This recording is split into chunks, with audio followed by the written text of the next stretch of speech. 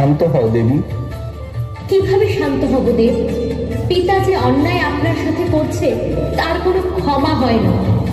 কেন এইভাবে সব অপমান আপনি মুখ বুজে সহ্য করছেন?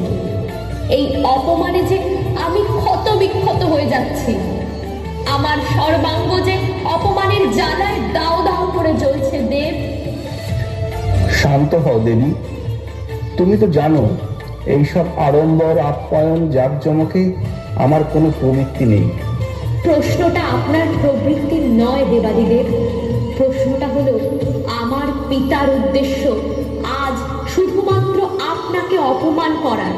কিন্তু পিতা আমন্ত্রণ করেননি তো কি হয়েছে? তবু আমি যাব, পিতার সম্মুখে গিয়ে দাঁড়াবো। না সতী, তুমি যাবে না। তোমার পিতা আমাদের অপমান করার জন্যই এই যজ্ঞে আমন্ত্রণ করেনি।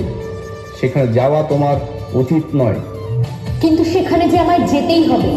ঠিক আছে দেব, সেখানে আপনাকে যেতে হবে না, আমি যাব পিতার কাছে এই অপমানের কৈফিয়ত চাইতে। যেখানে আমাকে অপমান করা হয়, আমি যেখানে উপস্থিত থাকতে পারবো না, সেখানে তুমি আমাকে একা রেখে কখনো যেতে পারো না। পিতৃগৃহে যাব, তাতে আবার আমন্ত্রণ লাগে নাকি?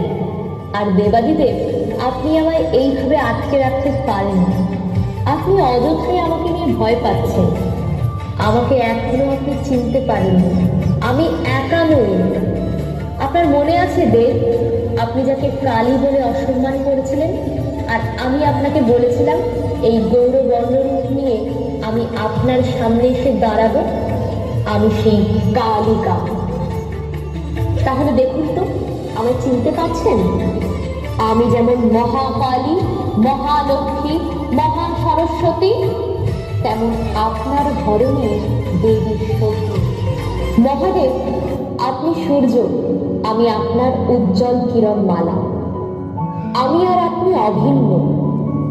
বিষণ্ণ হবেন না ভোলানাথ, আমি আবার ফিরে আসবো আপনার গৃহিণী হয়ে, কথা দিলাম।